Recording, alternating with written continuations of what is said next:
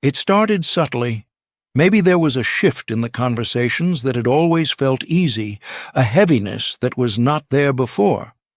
Or perhaps you noticed that after spending time with this person, you felt drained in a way you could not quite explain, even though nothing obviously bad had happened.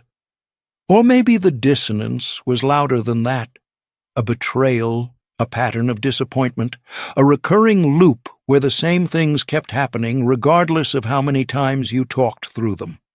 Whatever the shape of it, something is different. And somewhere beneath the surface of your loyalty, beneath the guilt of even entertaining this question, there is a small and persistent thought. Is God trying to remove this person from my life? I want to take that question seriously today. Not dismissively, not with the kind of easy spiritual language that tells you God is moving someone out of your life and you can now stop grieving it. Transitions in relationships are genuinely painful, even the necessary ones, perhaps especially the necessary ones, but I also will not tell you to ignore the signals, to push through indefinitely, to pray harder and love more, when what you actually need is the wisdom to read what God is doing. I am going to share with you 5 signs that God may be in the process of removing someone from your life. And I want you to stay until the very end, because the 5th sign is the most counterintuitive one, and it is the sign that most people miss precisely because it does not look like a problem. It looks like something good. And that makes it the most important one to understand. The first sign is a recurring peace in their absence. This one requires honesty, because your mind will immediately generate 100 reasons to dismiss it. You will tell yourself that the peace is just relief, that the tension has temporarily stopped. You will tell yourself that you are introverted, or that you needed space, or that anyone would feel this way after a difficult period with someone. But there is a quality of peace that goes beyond those explanations. Colossians 3:15 says, "Let the peace of Christ act as umpire, continually settling with finality all questions that arise in your minds." The image in the original Greek is of an agonistes, an arbiter in an athletic contest, someone whose ruling is final. The peace of Christ is meant to function as a final arbiter in your decisions, not your preferences, not your longing for things to be different, the specific peace that only comes from God. When that peace consistently appears in someone's absence and consistently disappears in their presence, regardless of whether anything obviously difficult has happened, that is not nothing. That is information. God designed peace as a navigational instrument, and it is pointing in a direction you may not have wanted to see. The second sign is a closed door after open communication. Let me explain what I mean. There are people in our lives to whom we have spoken clearly, vulnerably, honestly, over time. We have named the patterns that hurt us. We have asked in love for things to change. We have given time and multiple opportunities, and the pattern continues essentially unchanged, not because the other person is malicious necessarily, but because they are not in a place where change is possible for them right now. The door of genuine mutual change, of real response to honest communication, remains closed. Proverbs 27:17 tells us that iron sharpens iron, and one person sharpens another. The image is of genuine bilateral engagement, 2 pieces of metal meeting, both changed by the contact. Sharpening is not a static, one-way relationship. When one person is consistently unchanged by the relationship and the other is consistently being diminished, the sharpening dynamic has ceased. What remains is friction without formation. Now, this is not a reason to immediately exit every difficult relationship. Some closed doors are temporary. Some people need more time or more significant circumstances before they can change. But when you have done the work of honest communication, of patient waiting, of genuine investment, and year after year the same door remains closed, it is worth asking, Is the closure of this door one of the signals God is using to redirect me? The third sign is when prayer for the relationship consistently redirects your attention elsewhere. This is a subtle and easily missed signal, but it is one I have seen operate in many lives. You go to prayer with genuine intention to pray for this relationship, for wisdom, for healing, for reconciliation. And repeatedly, consistently, your prayer is redirected. You find yourself praying for your own clarity. You find yourself praying for courage to accept what you have been resisting. You find yourself praying for the person themselves in a way that feels less like reconciliation and more like release. There is a kind of prayer that intercedes for restoration, and there is a kind of prayer that accompanies transitions. Both are valid, both are necessary, but they feel different. And when every sincere attempt to pray for restoration consistently converts into a prayer for release, for the other person's well-being from a distance, for peace in the transition, that is a pattern worth naming.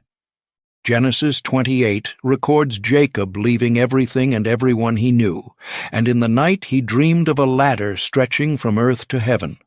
And God spoke to him not directions back to what he had left, but directions forward into what was coming. Sometimes God is not addressing the relationship you want him to address. Sometimes he is addressing the journey that begins when that relationship ends. Now pay close attention to this, because the fourth sign is one that people feel but rarely examine carefully enough. The fourth sign is a significant change in what you are called to, that the other person cannot accompany. This is a painful and largely unacknowledged reality. The people who belong to one season of your life may not belong to the next season. This has nothing to do with love. It has nothing to do with whether they are good or bad people. It has to do with the simple biblical fact that God calls individuals forward through different terrain at different times, and some companions can only walk with you so far. Think about Elijah and Elisha. Elijah was on his way to his translation. His departure was coming. And 3 times along the journey, Elijah said to Elisha, "Stay here, please." 3 times Elisha refused, "As the Lord lives, and as you yourself live, I will not leave you." But then the chariot came, and Elijah was taken up, and Elisha was left with the cloak. What was given to Elisha in that moment of separation was more than what he had when they were together. The separation itself was part of the transmission.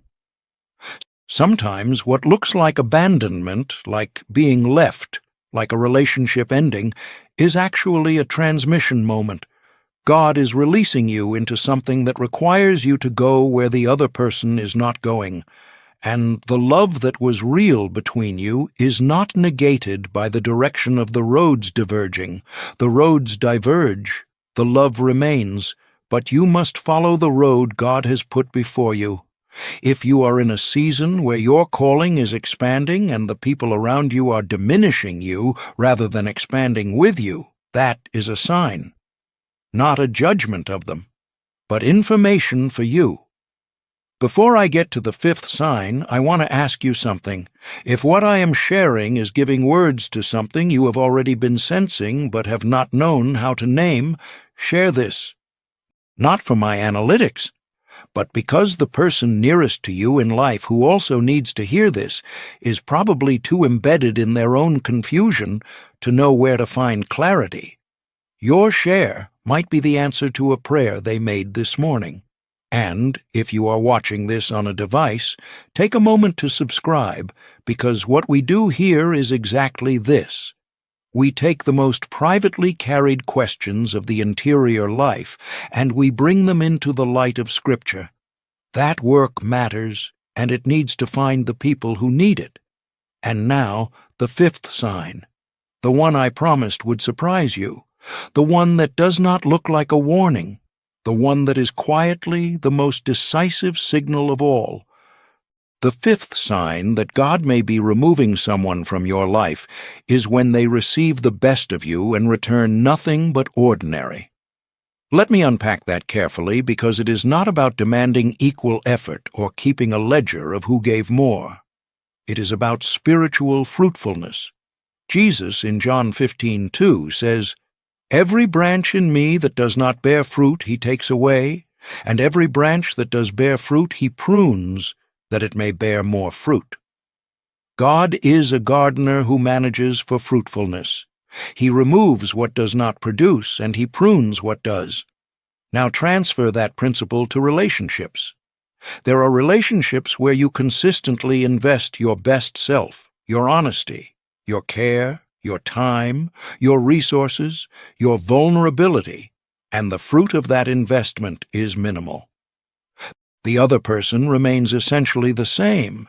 You remain emptied. The relationship produces very little of what relationships are meant to produce: growth, sharpening, mutual flourishing, the bearing of one another's burdens in a way that results in actual transformation for both people. This is not a sin issue with the other person. Most of the time, it is not. It is simply a mismatch of seasons or a ceiling that the relationship has reached.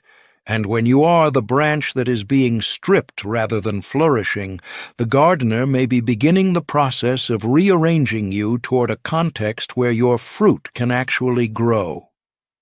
I want to be honest with you about the pain of this.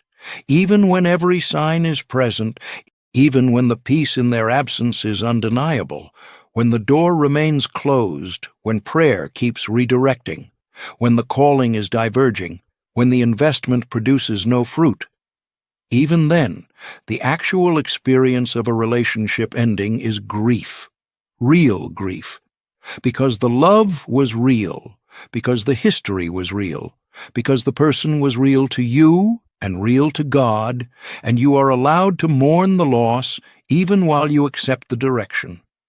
Ecclesiastes 3:1 says there is a time for every purpose under heaven. There is a time to embrace and a time to refrain from embracing, a time to seek and a time to give up. These are not failures. They are the rhythms of a life lived under a God who is managing your story with more wisdom than you can see from inside any single chapter. Let me give you a practical suggestion before I close. If you are reading these 5 signs, and several of them are registering as true, I want to suggest 3 steps. First, sit in prayer specifically about this relationship for an extended time, not with an agenda, but with an open hand. Ask God to show you clearly what is His movement and what is simply your own fatigue or fear. Second, confide in a spiritually mature person who knows you well and is not invested in the outcome. Someone who will tell you the truth. Someone who can see the pattern from outside it. Third, give yourself permission to grieve before you decide. You are not required to have joy or resolution before the grief has been honored. The grief is not a sign that you are choosing wrong. What you must not do is stay indefinitely in a season that God has clearly marked as ending, out of loyalty to a love that was real, because that loyalty, when it overrides divine direction, is not love. It is fear. Fear of change, fear of loss, fear of the unknown, and fear is not what should govern devotion. The love you gave in that relationship was not wasted. Every real thing that happened between you is not erased by the ending. And the God who directed the relationship in its season is the same God who is directing the transition with the same level of care. You are not losing more than you can bear. You are not being asked to walk forward into nothing. You are being repositioned for a fruitfulness that required a preparation you could not see while you were inside what is now ending. Leave a comment and tell me, how many of these 5 signs are present in a relationship in your own life right now? You do not need names or details, just a number. because I want to pray for the people watching who are in the middle of this, and knowing the weight of what you are carrying helps me do that more specifically. May God give you the clarity to see what He is doing and the courage to cooperate with it. May the grief of every real ending be honored, and may it not become the excuse to avoid the new thing God has prepared on the other side of it. May you trust the gardener, even when what he is doing looks like loss, because he is always managing for fruit. Always. Be blessed.